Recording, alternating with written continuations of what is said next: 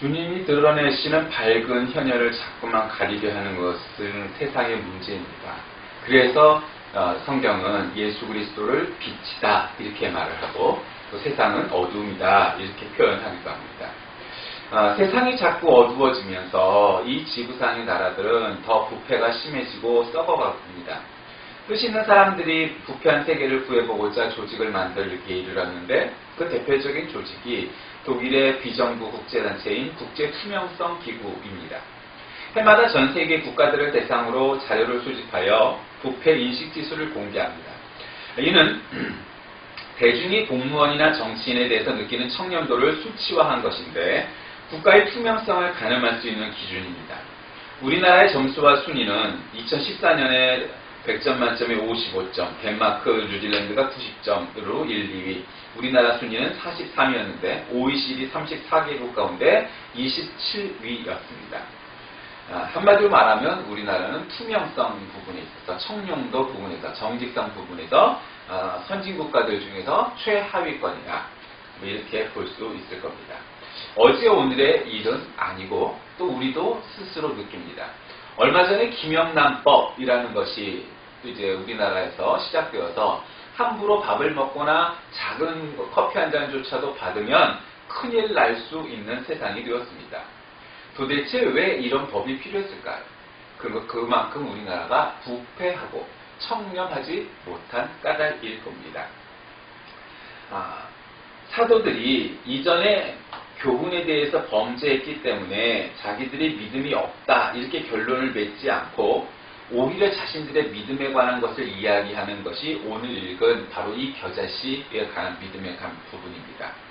여러분, 겨자씨만한 믿음만 있다면 이 산을 들어 저리로 옮기고, 어린이 찬양 중에 그런 노래도 있었죠. 네, 어린이 찬양, 그것도 여름 성경학교 찬양으로는 꽤 히트했던 좋은 찬양입니다. 이 산을 들어 겨자씨만한 믿음만 있다면 이 산을 들어 저리로 옮기고 이런 찬양이었죠. 지금도 기억나는 거 보면 참 좋은 찬양입니다.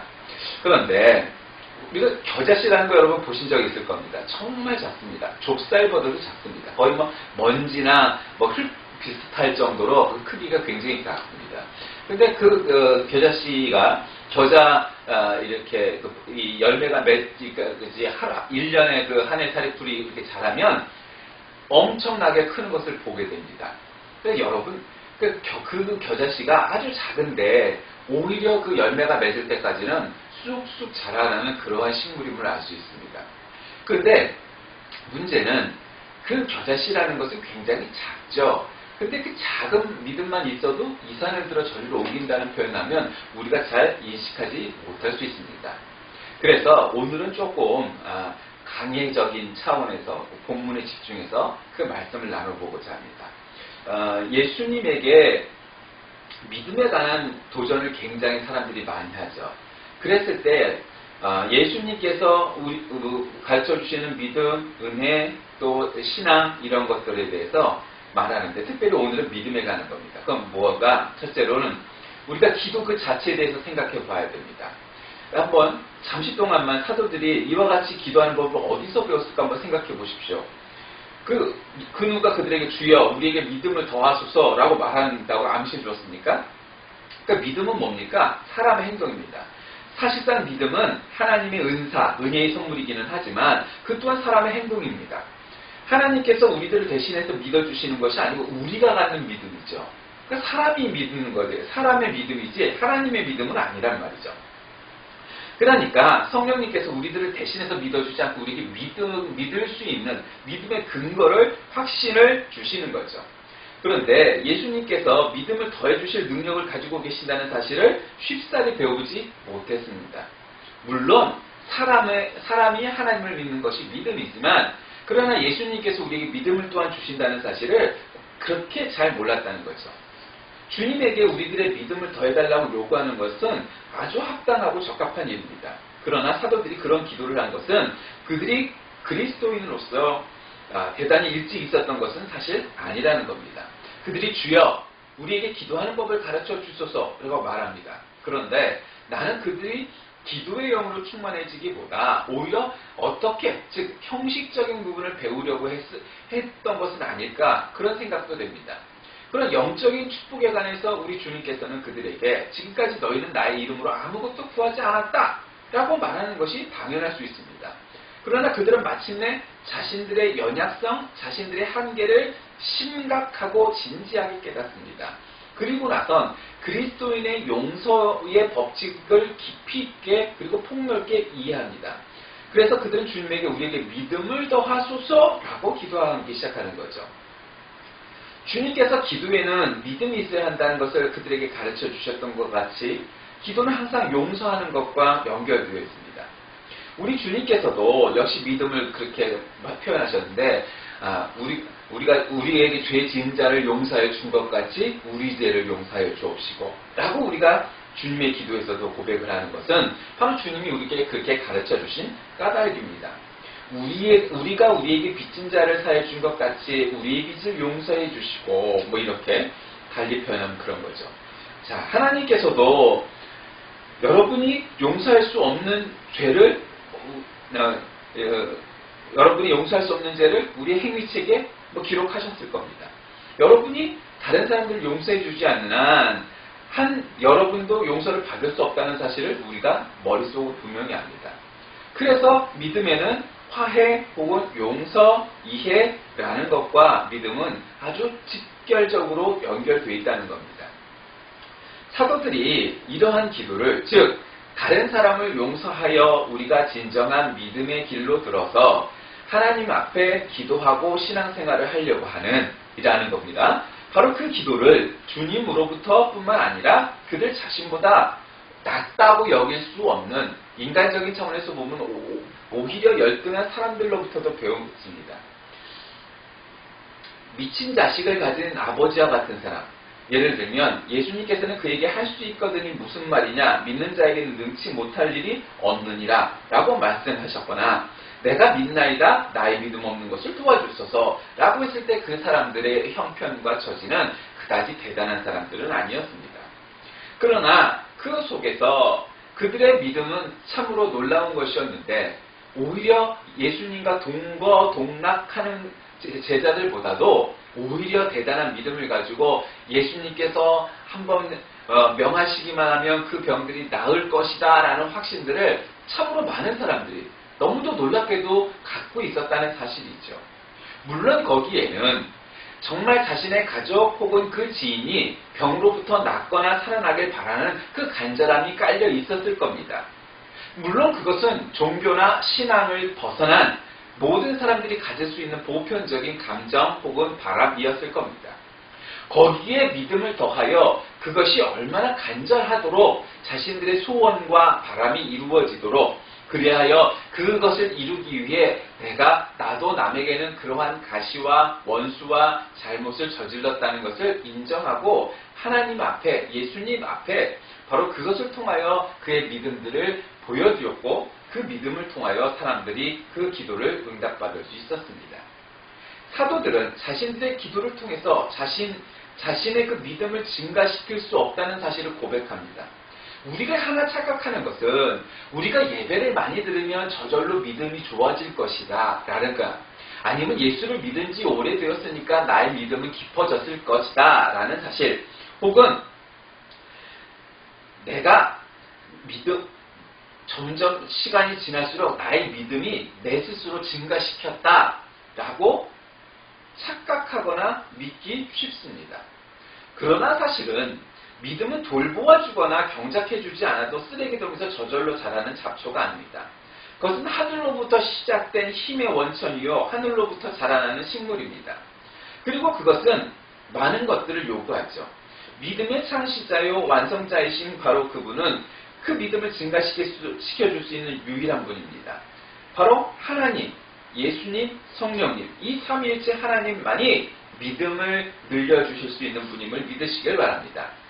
예수님에게 임한 성령님이 우리에게도 역시 그와 똑같이 기름을 부어주셔야 합니다.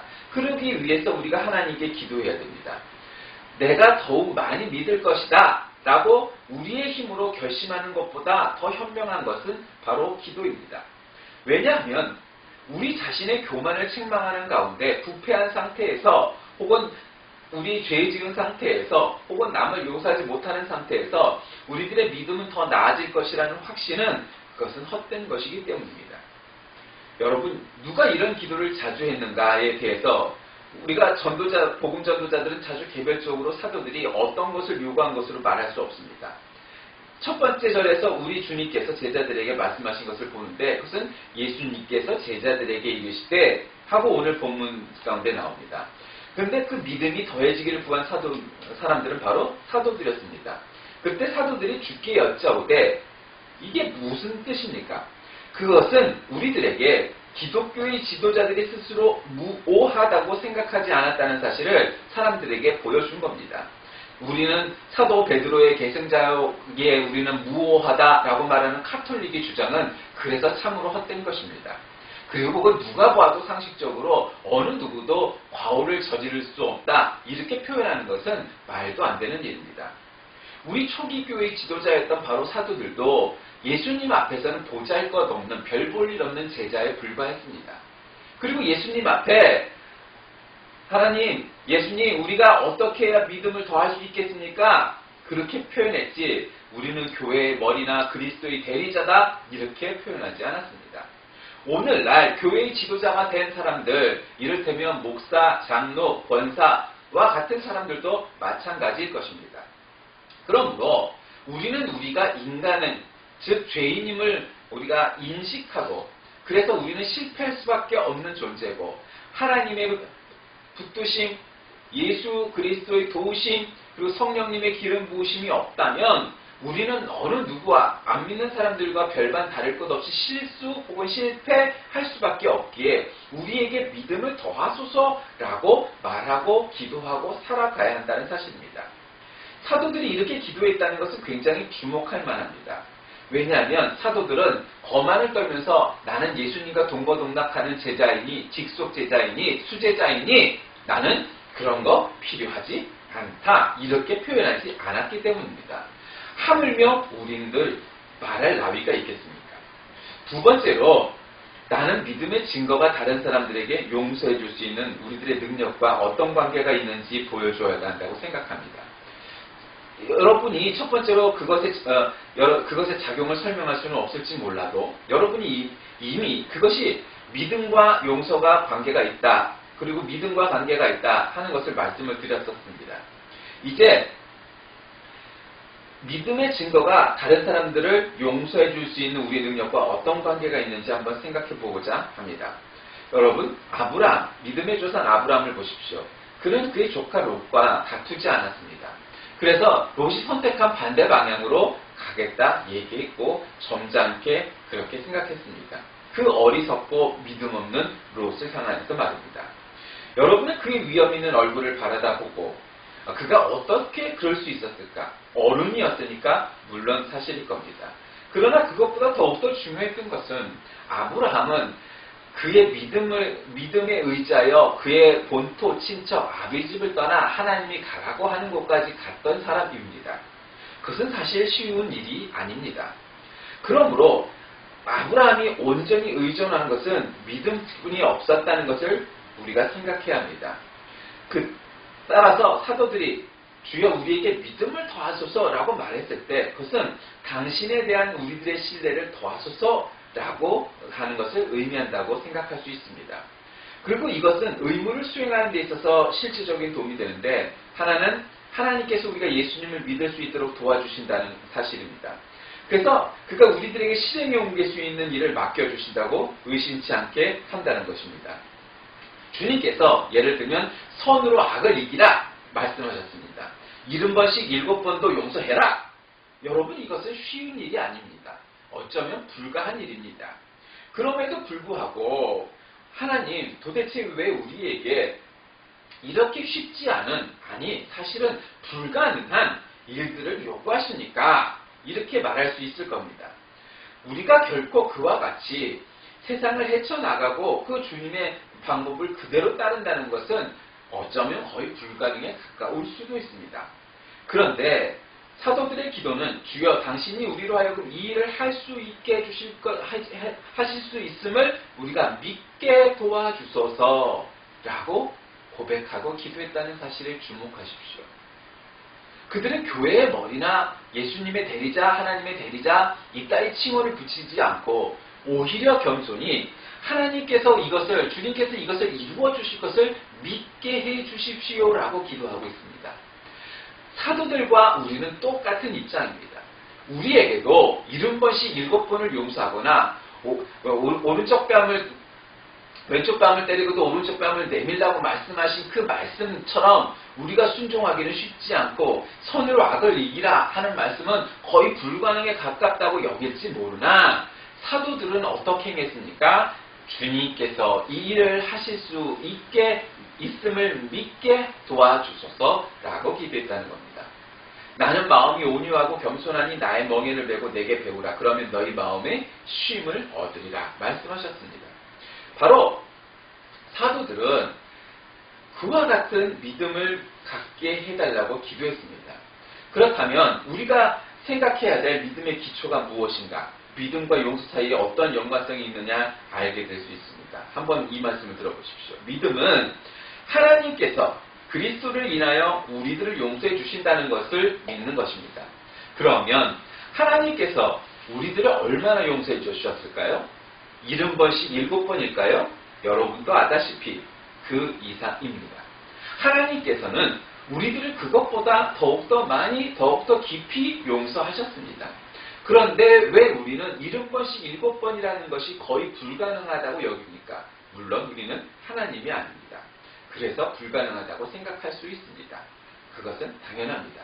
그러나 하나님께서 함께 하신다면 도대체 끝도 없이 용서하신 그 하나님의 능력이 그 능력을 통하여 왜 우리가 불가하다고 여기겠습니까?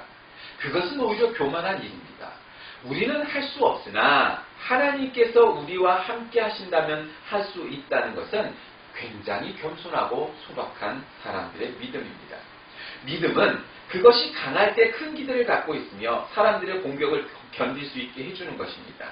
믿음은 다음과 같이 말할 수 있습니다. 여기서 내게 무슨 일이 일어난들 그것이 무슨 문제가 되겠습니까? 왜냐하면 나는 여행을 하고 있는 중이며 또 나는 영광의 땅에 있게 될 것입니다. 그곳에서 나는 영원히 주님과 함께 있으므로 나의 모든 고난에 대한 보상을 받을 것입니다. 사람이 미래를 위해서 큰 기쁨을 예비해 놓았을 때 그는 현재의 불편과 불안과 이런 혼돈을 이겨낼 수 있습니다. 만약에 여러분이 여행할 때 잠시 불편한 숙소나 음식을 먹게 되어도 이겨낼 수 있는 것은 우리 집에 돌아오면 편안한 잠자리와 익숙한 먹을 것을 먹을 수 있기 때문일 것입니다. 그런데 우리가 만약에 여행을 가서 그 여행지의 숙소와 음식이 우리 집보다 더 편하고 더 익숙하고 더 우리의 입에 맞다면 그것은 어쩌면 여행이 아니라 그것이 나의 집이 될 것입니다. 지금 우리가 이 세상에 사는 삶은 바로 그러한 것입니다. 사람들이 많이 착각을 합니다. 마치 이 세상이 우리가 영원히 살 것처럼 생각합니다. 그러나 우리는 이 세상에서 100년도 채 못 사는 사람들이 대부분입니다. 또 더 많이 살아봐야 겨우 100 몇 년 정도일 겁니다. 사실은 많은 사람들은 100년도 채 살지 못합니다. 그럼에도 불구하고 우리는 이곳에서 영원히 살 것처럼 여기고 그래서 이 세상에서 살면서 우리가 정말 하나님을 온전히 믿어야 한다는 사실을 깨닫지 못합니다. 그런데 그럼에도 불구하고 시간은 예상보다 빨리 지나갑니다. 그러므로 우리는 세 번째로 다음과 같은 사실을 살펴보고 끝마쳐야겠습니다. 예수 그리스도께서 믿음을 더해달라는 그런 기도에 대해서 어떻게 응답하셨는가? 주님은 그것에 대해서 두 가지로 답하셨는데 첫째는 믿음은 어떤 일이라도 할 수가 있다는 사실입니다. 주님께서 너에게 겨자씨 하나일 만한 믿음이 있었다면 이 뽕나무들어 뿌리가 뽑혀 바다의 식물로 하였을 것이다. 그것이 너에게 순종하였을 것이다. 주님께서 믿음은 어떤 일이라도 성취할 수 있다는 사실을 나타내기 위해서 속담 혹은 그런 수거와 같은 표현을 하셨다고 생각합니다. 그런데 뽕나무가 땅에 그 뿌리를 깊이 박고 있듯이 나쁜 기질이 혹은 나의 본성의 깊은 끝까지 파고들어 있습니다. 체질적으로 성질이 급하거나 또 체질적으로 뭐가 어떻거나 할 수 있습니다. 배뇌적부터 나는 태어날 때부터 어떤 믿음에 방해가 되는 요소들이 우리 모두에게는 있을 겁니다. 바로 그것이 뽕나무와 같은 것일 겁니다. 또한 그리스도께서는 그 기도에 어떻게 응답하셨습니까? 그들에게 겸손을 가르치심으로 주목할 만한 방법으로 답하셨습니다. 즉 만약에 너희가 70번씩 7번 용서한다면 너희는 많은 일을 했다고 생각할 것이다.